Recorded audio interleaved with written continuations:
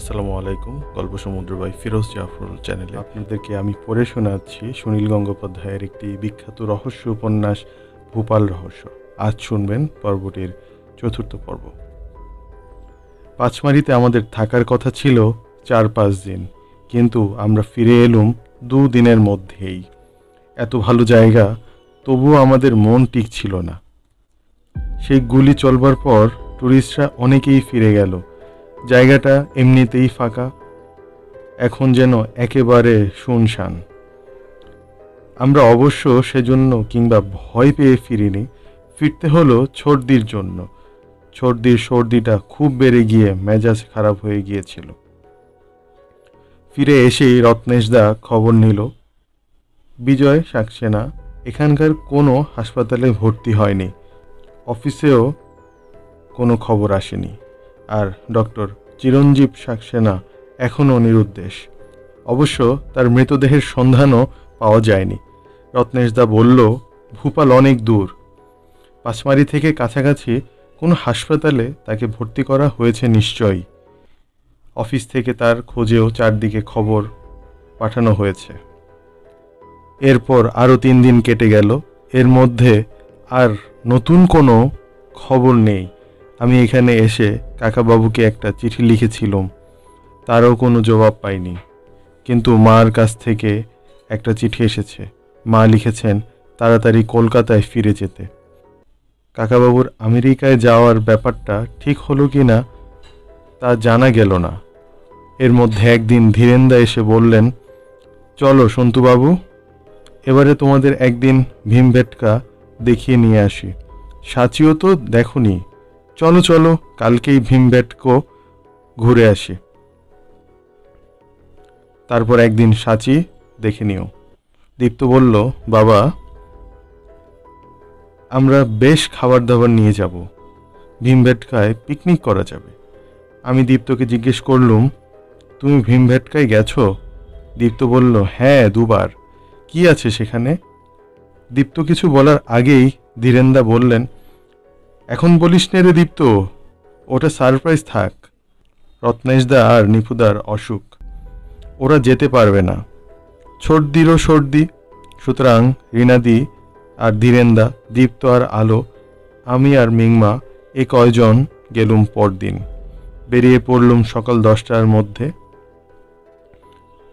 প্রথমে পাঁচমারির দিকে খানিকটা যাওয়ার পর এক জায়গায় আমরা বেঁকে গেলুম ডান দিকে। তারপর রাস্তাটা ক্রমশ একটু একটু উঁচুতে উঠতে লাগলো, অথচ সামনের দিকে ঠিক যেন কোনো পাহাড় আছে, তা বোঝা যায় না। আরও খানিকটা যাওয়ার পর চোখ পড়ল রাস্তার এক পাশে রয়েছে অনেকগুলো বড় বড় পাথরের ছাই। কিছুক্ষণ চলার পর ধীরেন্দা একটা গাছের তলায় গাড়ি থামিয়ে বললেন, এই হলো ভীমবেটকা। আমি ধীরেন্দা আর রীনাদির মুখের দিকে তাকালুম। সারপ্রাইজ দেওয়ার নাম করে কি আমাকে ঠকাতে নিয়ে এলেন এখানে? এ আবার কি জায়গা? একটা টিলার উপরে কতগুলো দোতলা 3 তলার সমান বড় পাথর পড়ে আছে। জায়গাটা সুন্দর নয় তা বলছি না, বেশ নিরিবিলি, পিকনিক করার পক্ষে ভালোই, কিন্তু যে কোনো পাহাড়ি জায়গাতেই তো এরকম দেখা যায়। দূরে কোথাও যাওয়ার সময় রাস্তার ধারে এরকম কত জায়গা চোখে পড়ে। আমি হিমালয়ের কত চূড়া দেখেছি, এভারেস্টের কাছাকাছি থেকে এসেছি। আমাকে ধীরেন্দা এই কয়েকটা পাথর দেখিয়ে অবাক করতে চান? ধীরেন্দা বললেন, ভীমবেটকার আসল নাম কি জানো? ভীম বৈঠক। মহাভারতের ভীম নাকি এখানে এসে আড্ডা দিতেন, বোধহয় হিড়িম্বার সঙ্গে। পেল্লায় আকারের পাথরের চাইগুলোর চেহারায় খানিকটা ভীম ভীম ভাব আছে বটে, কিন্তু এরকম গল্পও তো আগে অনেক জায়গায় গিয়ে শুনেছি। ধীরেন্দা আবার বললেন, এই জায়গাটা অবশ্য ভীমের জন্য বিখ্যাত নয়। শোনো সন্তু, এরকম জায়গা কিন্তু সারা পৃথিবীতে খুব কম আছে। তোমার কাকাবাবু এলে এই জায়গাটা খুবই পছন্দ করতেন। সারা পৃথিবীতে খুব কম আছে? ধীরেন্দা এখনো আমার সঙ্গে রসিকতা করছেন? এরকম ছোট পাহাড়ি জায়গা আমি নিজে অন্তত 100টা দেখেছি। রিনাদি আর দীপ্তরা মিটিমিটি হাসছে আমার দিকে চেয়ে।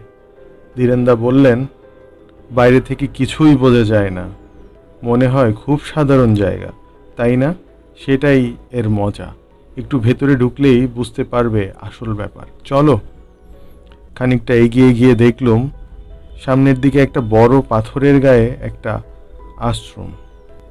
সেখানে 2-3 জন এমনি লোক, একজন সাধু, একটা গরু এবং একটা কুকুর রয়েছে। আর এইদিকে দিনের বেলাতেও ধুনির আগুন জ্বলছে। ভারতবর্ষে বোধ হয় এমন কোনো পাহাড় নেই যার চূড়ায় কোনো মন্দির বা সাধুর আশ্রম নেই।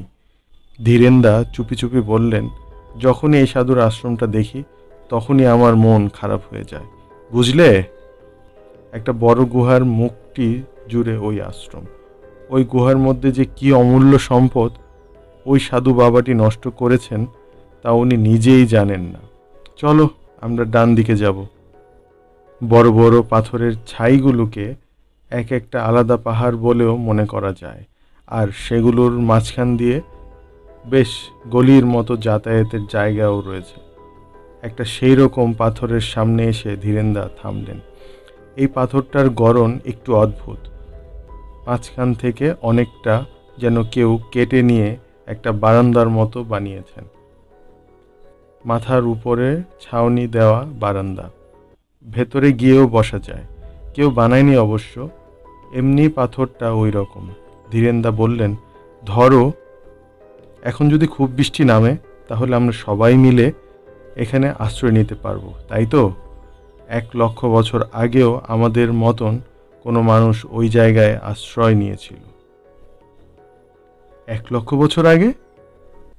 প্রমাণ চাও? ওই দেখো। ধীরেন্দা আঙুল দিয়ে পাথরের দেয়ালের একটা জায়গায় কি যেন দেখাতে চাইলেন। প্রথমে আমার চোখেই পড়ল না, তারপর দেখলুম দেয়ালের গায়ে একটি হাতির ছবি।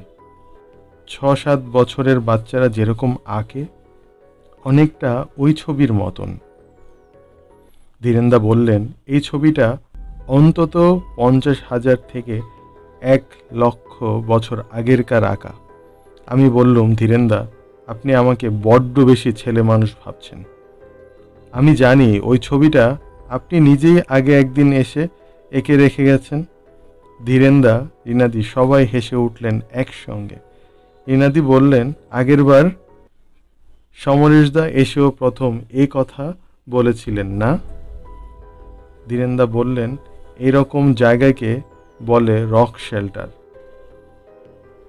সত্যি, আদিমকালের মানুষরা এখানে ছিল। এরকম একটা নয়, অন্তত 120-30টা রক শেল্টার আছে এই জায়গায়। চলো, তোমায় দেখাবো। আদিম মানুষের আঁকা এরকম হাজার হাজার ছবি আছে। একসঙ্গে এত রক শেল্টার বললুম না, সারা পৃথিবীতে এরকম জায়গা খুব কম আছে। কিন্তু এই ছবিটা যে অত পুরানো তা বুঝবো কি করে? বড় বড় ঐতিহাসিকরা এইসব ছবি পরীক্ষা করে প্রমাণ করেছেন রেডিও কার্বন টেস্টে যে কোনো জিনিসের বয়স বের করা যায়। দীপ্ত, তুই যা তো সন্তুকে একবার বোর্ডটা পড়িয়ে নিয়ে আয়। আগে ইচ্ছে করে তোমাকে ওইটা দেখাইনি। দীপ্ত আমাকে আবার নিয়ে এলো রাস্তার ধারে। সেখানে একটা বড় নীল রঙের বোর্ড রয়েছে, তাতে সাদা অক্ষরে অনেক কথা লেখা। আমাদের দেশের সব ঐতিহাসিক জায়গাতেই পুরাতত্ত্ব বিভাগ এরকম বোর্ড লাগিয়ে রাখে। এতক্ষণে বুঝতে পারলুম ধীরেন্দা আমার সঙ্গে ঠাট্টা করছেন না। ওই বোর্ডে লেখা আছে যে 1958 সালে ভিএস ওয়াকানকার নামে একজন ঐতিহাসিক ওই জায়গাটা আবিষ্কার করেছেন। বেশি দিন আগের তো কথা নয়, তার আগে ওই জায়গাটার কথা কেউ জানতই না। বোর্ডে আরও লিখেছে, এত বেশি প্রাগৈতিহাসিক ছবি ভারতবর্ষের আর কোথাও নেই। এখানে প্রস্তর যুগের গোড়ার দিকের, অর্থাৎ 1,00,000 বছর আগের, প্রস্তর যুগের শেষ পর্যন্ত 10,000 থেকে 20,000 বছর আগের একটানা মানুষ্য বসবাসের চিহ্ন আছে। তাদের তৈরি পাথরের কুঠার আর অন্যান্য জিনিসপত্র ও মাইক্রোলিথিক টুলস পাওয়া গেছে।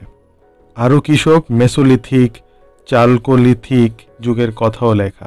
তার মানে আমি বুঝতে পারলুম না, কাকাবাবু থাকলে বুঝিয়ে দিতে পারতেন। এখানকার এসব গুহাতে সম্রাট অশোক কিংবা গুপ্ত সাম্রাজ্যের সময় পর্যন্তও মানুষ ছিল, এমন প্রমাণ পাওয়া গেছে। তারপর এই জায়গাটার কথা সবাই ভুলে যায়। এখন আবার এক সাধু বাবাজি একটা গুহায় থাকছেন। সুতরাং এখনও এখানে সেই আদিম মানুষের বংশধর রয়ে গেছে তা বলা যায়। বোর্ডটা পড়বার পর খানিকক্ষণ আমি হতবাক হয়ে রইলুম। 1,00,000 বছর আমি যে জায়গাটায় দাঁড়িয়ে আছি, ঠিক এখানে 1,00,000 বছর আগে মানুষ ঘুরে বেরিয়েছে। লোহার মতো শক্ত তাদের শরীর, হাতে পাথরের হাতুড়ি, তারা দাঁতালো হাতি আর অতিকায় বাঘ ভাল্লুক গন্ডারের সঙ্গে লড়াই করেছে। দীপ্ত বলল, এমন এমন সব গুহা আছে দেখলে তুমি অবাক হয়ে যাবে। মনে হবে সব তৈরি করা, কিন্তু কোনোটাই তৈরি করা নয়। চলো আগে তোমায় থিয়েটার হলটা দেখাই। গিয়ে দেখলুম ধীরেন্দ্র সেখানে বসে আছেন। সত্যিই জায়গাটা ছোটোখাটো একটা থিয়েটার হলের মতন, বেশ চওড়া, চৌকা মতন জায়গা, ওপরটা ঢাকা, একদিকে বেদির মতন। দেখলে অবশ্য বোঝা যায় কোনো মানুষ এটা তৈরি করেননি, প্রকৃতির হাতে করা। ধীরেন্দ্র বললেন, তখনকার লোকেরা থিয়েটার করতো কি না তা অবশ্য আমরা জানি না, কিন্তু অনেকে নিশ্চয়ই এখানে ঘুমাতো। কি চমৎকার জায়গা বলো তো। বাইরে যতই ঝড় বৃষ্টি হোক গায়ে লাগবে না। বাইরের দিকে নিশ্চয়ই কয়েকজন সারা রাত জেগে পাহারা দিত, যাতে হিংস্র কোনো জীবজন্তু এসে ঢুকে না পড়ে। আমার ইচ্ছে করে বাড়িঘর ছেড়ে আমিও এরকম জায়গায় থাকি। রীনাদি বললেন, থাকলেই পারো, বেশ চাকরি বাকরি করতে হবে না, কোনো চিন্তা থাকবে না।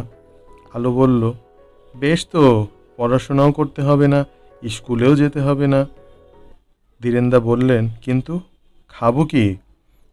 সেখানকার সময়ের লোকরা হরিণ, শুয়োর, খরগোশ এইসব মেরে খেত। এখন তো আর সেসব পাওয়া যায় না। এখনকার দিনে গুহায় থাকতে হলে সাধু সাজতে হবে। দীপ্ত বললেন, বাবা এখানেও হরিণ আছে। আমি আগেরবার এসে নিচের দিকের গুহারগুলোর কাছে হরিণের পায়ের ছাপ দেখেছিলাম, টাটকা।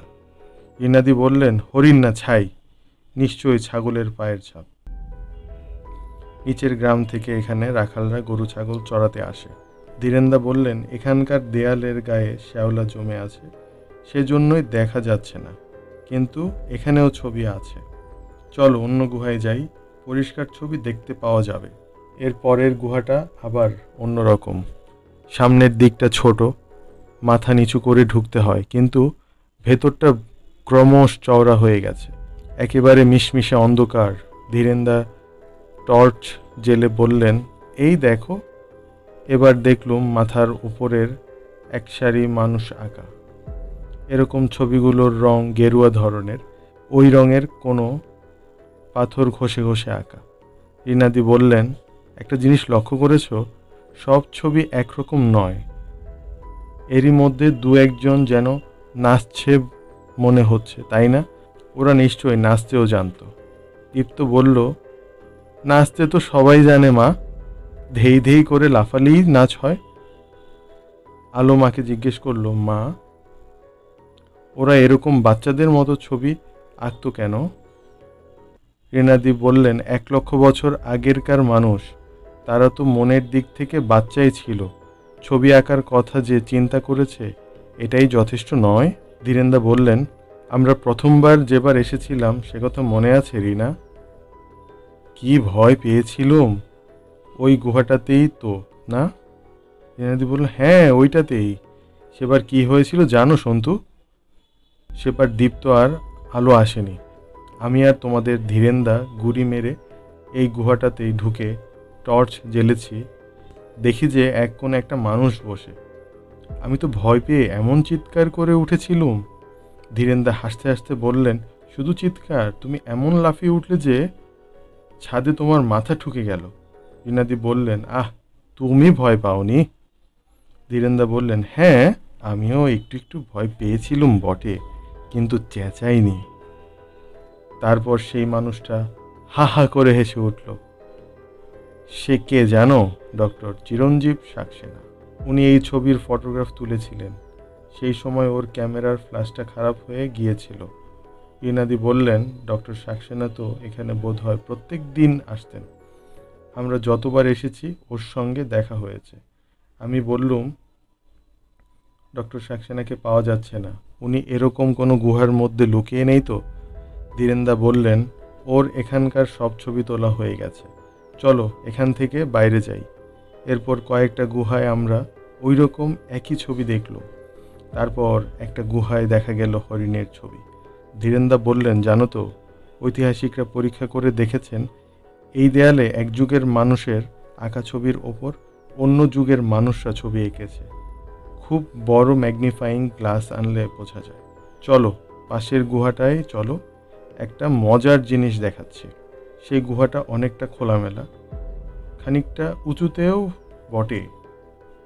মুখটা প্রকাণ্ড, ভেতরটা সরু, একটা ডিমের আধখানা খোলার মতো। পাশে একটা পাথরের উপর উঠে সেটাতে ঢোকা যায়। সেই গুহার ছাদে আঁকা একসার মানুষের মধ্যে একটা মানুষ একেবারে আলাদা। সেই মানুষটা একটা ঘোড়ায় চড়ে বর্ষার মতো একটা জিনিস দিয়ে একটা হরিণকে মারছে। ধীরেন্দা বললেন, এটাকে দেখেছো? এই ঘোড়াটার পিঠে চড়া মানুষ কিন্তু অনেক পরের যুগের আঁকা। মানুষ বেশি দিন ঘোড়া চাপতে শেখেনি, এমনকি রামায়ণ মহাভারতের সময়ও ছিল না। দীপ্ত আর আমি দুজনে একসঙ্গে বললাম, রামায়ণ মহাভারতে ঘোড়া নেই? ধীরেন্দা বললেন, হ্যাঁ আছে, ঘোড়ায় রথ টেনেছে, অশ্বমেধ যজ্ঞ হয়েছে, কিন্তু ঘোড়ার পিঠে কেউ চেপেছে কি? রাম, লক্ষ্মণ কিংবা অর্জুনের মতো বীর কখনো ঘোড়ায় চেপে যুদ্ধ করেছে? তা কিন্তু করেনি। মহাভারতের যুদ্ধে অশ্বারোহী বাহিনী ছিল না? ছিল কি না তা জানি না, কিন্তু সেরকম যুদ্ধের কোনো বর্ণনা নেই। হাতির পিঠে চেপে যুদ্ধ করার বর্ণনা আছে। শল্য এসেছিল হাতিতে চেপে, কিন্তু ঘোড়ায় চেপে কে এসেছিল বলো? ইনাদি হেসে বললেন, তোমাদের ধীরেন্দা আগে ছিলেন ইঞ্জিনিয়ার, এখন হয়ে উঠেছেন ইতিহাসের পণ্ডিত। ধীরেন্দা রিনাদির ঠাট্টাকে পাত্তা না দিয়ে বললেন, আরও একটা ব্যাপার কি জানো? এই সব ছবির মধ্যে কিছু কিছু ছবি একদম ভেজাল। আমাদের দেশের বেশিরভাগ লোকই তো এর কোনো মূল্য বুঝে না। সাহেবদের দেশে এরকম এতকালের পুরনো কোনো ব্যাপার পাওয়া গেলে কত যত্ন করে ঘিরে টিরে রাখতো, পাহারাদার থাকতো। কিন্তু এখানে যে যেমন খুশি আসতে পারে, ইচ্ছে মতো ছবি নষ্টও করতে পারে। ভাগ্যিস বেশি লোক এই জায়গাটার খোঁজ রাখে না। তবুও কিছু লোক এখানে কোনো কোনো গুহার ছবির পাশে ইয়ার্কি করে নিজেরাও ছবি এঁকে গেছে। সেগুলো অবশ্য দেখলেই চেনা যায়। ইনাদি বললেন, যাই বলো বাপু, জায়গাটা বড্ড নির্জন। আমার তো বেশিক্ষণ থাকলে গা ছমছম করে। এখানে যদি কেউ কোনো মানুষকে খুন করে রেখে যায়, অনেক দিনের মধ্যে তো কেউ টেরও পাবে না। দীপ্ত বলল, মনমোহন জায়ের চাকরির জিপ কাটা অবস্থায় এখানেই পাওয়া গিয়েছিল না? ধীরেন্দা বললেন, হ্যাঁ, এই পাহাড়ের নিচে। দুদিন ওখানে অজ্ঞান হয়ে পড়েছিল। তারপর এখানকার সাধুজি ওকে দেখতে পেয়ে বড় রাস্তায় গিয়ে একটা গাড়ি থামিয়ে খবর দেন। আমি জিজ্ঞেস করলুম, সেই লোকটি বেঁচে আছে? হ্যাঁ, বেঁচে উঠেছে। লোকটি নিশ্চয়ই অনেক কিছু জানে। হয়তো মনমোহন যার খুনিকেও দেখেছে। মুখ দিয়ে শব্দ করে, ও কিছু বলতে চায়, কিন্তু কথা বলার ক্ষমতা নেই।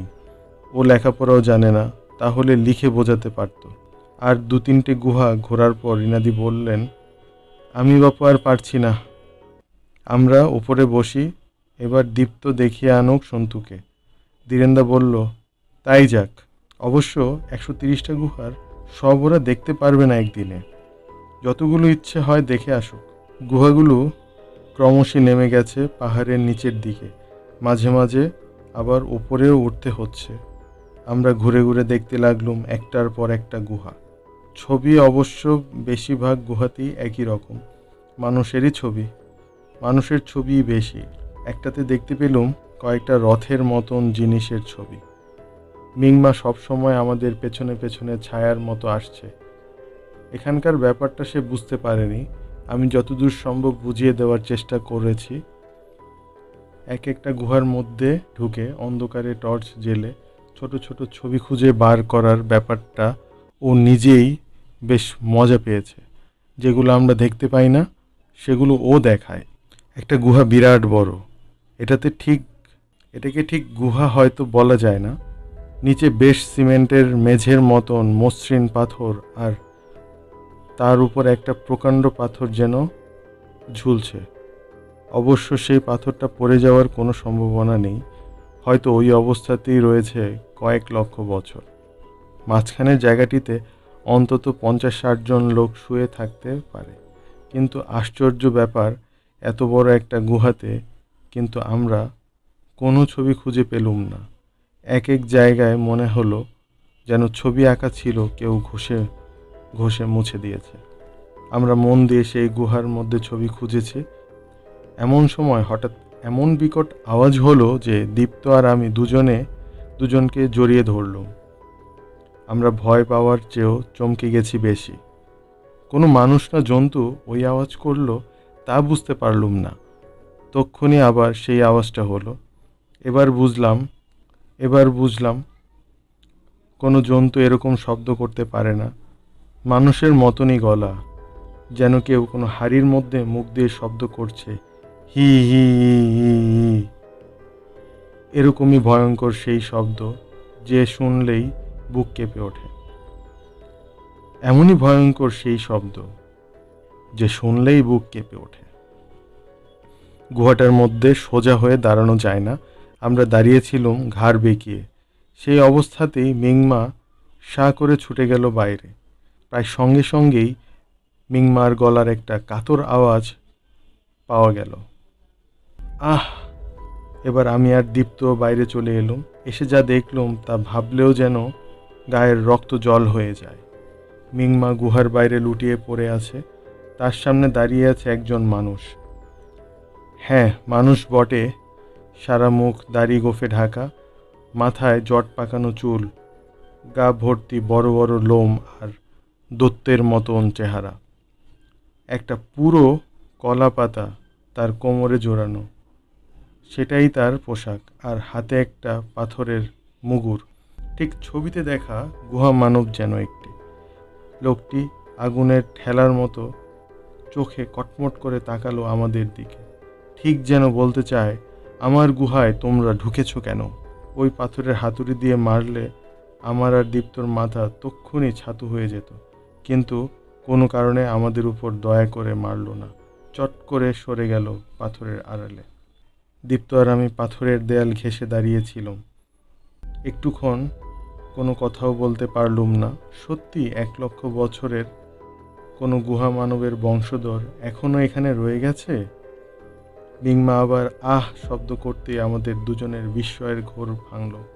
দুজনেই কোনো আলোচনা না করে মিংমাকে চ্যাংদোলা করে তুলে ছুট লাগালুম।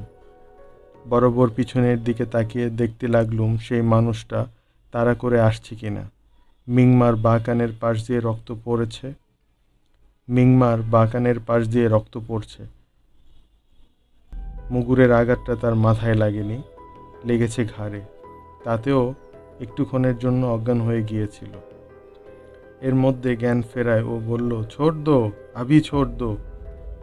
বেশ খানিকটা উঁচুতে উঠে আমরা মিংমাকে শুইয়ে দিলাম এক জায়গায়। মিংমা উঠে বসে হাত দিয়ে কানের রক্ত মুছল, মাথা ঝাগালো 2-3 বার। তারপরই উঠে দাঁড়িয়ে এক সাংঘাতিক কাণ্ড করল। বড় একটা পাথর টপ করে তুলে নিয়ে ও তরতর করে ছুটে গেল সেই গুহাটির দিকে। আমাদের বাধা দেওয়ার কোনো সুযোগই দিল না। মিংমা পাহাড়ি জায়গার মানুষ, কেউ আঘাত করলে ওরা প্রতিশোধ না নিয়ে ছাড়ে না। দীপ্তকে বললুম, চলো আমরাও যাই। দীপ্ত আর আমিও তুলে নিলুম 2টো পাথর। তারপর অনুসরণ করলুম মিংমাকে। সেই বড় গুহাটার বাইরে দাঁড়িয়ে টর্চ ফেলে দেখা হলো ভালো করে। সেই জায়গায় ওই লোকটা ঢোকেনি। মিংমা এদিক ওদিক খানিকটা খুঁজে এসে বলল, ভাগ গায়া। এখানে কেউ যদি লুকিয়ে থাকবার চেষ্টা করে তাহলে তাকে খুঁজে বার করা একরকম অসম্ভব বললেই হয়। এই রকম ছোট পাহাড়ে এতগুলো গুহা বোধ হয় আর কোথাও নেই। দীপ্ত বলল, চলো উপরে গিয়ে বাবাকে বলি। উপরে উঠতে উঠতে আমি ভাবতে লাগলুম, ব্যাপারটা কি হলো। আজকের দিনেও কোনো আদিম গুহা মানব কি টিকে থাকতে পারে, তাও ভূপাল শহরের এত কাছে? না, অসম্ভব। এ কথা শুনলে যে কেউ হাসবে। তাহলে কেউ আমাদের ভয় দেখানোর চেষ্টা করছে কেন? কেউ কি চায় যে আমরা ওই গুহাগুলোর মধ্যে না ঢুকি? একটা পাহাড়ের গুহার মধ্যে আদিম মানুষের আঁকা ছবি দেখব, এতে কার কি আপত্তি থাকতে পারে? ওই পাহাড়টা নিশ্চয়ই গভর্নমেন্টের সম্পত্তি। হঠাৎ আমার মনে হলো, যাকে একটু আগে দেখলুম, মাথার চুলের জটটা, মুখের দাড়ি গোফের জঙ্গল, ওরকম চেহারা তো কোনো সাধুরও হতে পারে। ওপরের একটা গুহায় একজন সাধু বাবা যে মন্দির বানিয়েছেন, তিনি আমাদের ভয় দেখাতে আসেননি তো? হ্যাঁ, নিশ্চয়ই তাই। সাধু বাবা চান যাতে এখানে বাইরের লোক না আসে। যা ভেবেছিলাম ঠিক তাই। দীপ্ত দারুণ উত্তেজনার সঙ্গে যখন ধীরেন্দাকে সব ঘটনা বলল, তখন ধীরেন্দা হা হা করে হেসে উঠলেন। তারপর বললেন, দীপ্ত যখন তখন গল্প বানায়, ভাবে আমরা বিশ্বাস করব। রিনাদি বললেন, তুই মোটেই লেখক হতে পারবি না দীপ্ত, তোর গল্পগুলো বড্ড গাঁজাখুরি। যা, যথেষ্ট হয়েছে। গাড়ি থেকে টিফিন ক্যারিয়ারগুলো নিয়ে আয়, এবার খেয়ে নেওয়া যাক। দীপ্ত বলল, তোমরা বিশ্বাস করলে না? সন্তুকে জিজ্ঞেস করো। আর ওই দেখো, মিংমার কানের পাশ দিয়ে রক্ত বেরোচ্ছে। রিনাদি বললেন, সন্তু আর কি বলবে, ওকে তো আগে থেকেই শিখিয়ে এনেছিস। মিংমা নিশ্চয়ই আচার টাচার খেয়ে পড়েছে কোথাও। ধীরেন্দা বললেন, 20th সেঞ্চুরিতে গুহামানব, দু একটা থাকলে মন্দ হতো না। ক্যা হুয়া মিংমা, আচার খাকে গির গয়া, তাই না? মিংমা বলল, একটু আদমি বহুত তাগড়া জোয়ান পাঠ্য,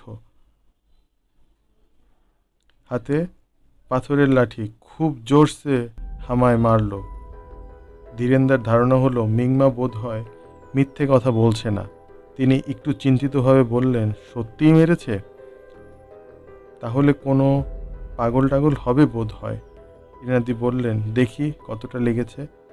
পরীক্ষা করে দেখা গেল মিংমার শার্টের নিচে কাঁধেও খানিকটা থেতলে গেছে। বেশ জোরেই আঘাত করেছে। মিংমার আরও বেশি ক্ষতি হতো যদি মাথায় লাগতো। ধীরেন্দা বললেন, চলো তো সাধু বাবার কাছে গিয়ে জিজ্ঞেস করি এখানে কোনো পাগল টাগল ঘুরে বেড়ায় কিনা। উনি নিশ্চয়ই জানবেন। আমিও তাই চাই। সাধু বাবাকে একবার দেখা দরকার। আমি বললুম, চলুন ধীরেন্দা, সাধু বাবার কাছে চলুন। গুহাগুলোর পাশ দিয়ে যে গলির মতো রয়েছে, ধীরেন্দা সেই পথ খুব ভালো চেনেন। বেশি শর্টকাটে উনি আমাদের চট করে নিয়ে এলেন সাধু বাবার আশ্রমের কাছে। সেখানে জ্বলন্ত ধুনির পাশে একটা খাটিয়ায় একজন মানুষ আমাদের দিকে পিছন ফিরে বসে আশ্রমের দুজন লোকের সঙ্গে কথা বলছে। দূর থেকে সেই চেহারা দেখেই আমার বুকের মধ্যে ধারাস করে উঠল। পিছন থেকে কাদের ভঙ্গিটা যেন খুব চেনা মনে হচ্ছে। আমরা একটু কাছে যেতেই আমাদের পায়ের আওয়াজ শুনতে পেয়ে সেই মানুষটি মুখ ফেরালো আমাদের দিকে। আমি চিৎকার করে বলে উঠলাম, কাকাবাবু। শেষ হলো ভূপাল রহস্যের 4র্থ পর্ব। আপনাদেরকে আমাদের সঙ্গে থাকার জন্য অসংখ্য ধন্যবাদ। আপনাদের জন্য আগামী 5ম পর্বটি নিয়ে আসছি শীঘ্রই। আসসালামু আলাইকুম।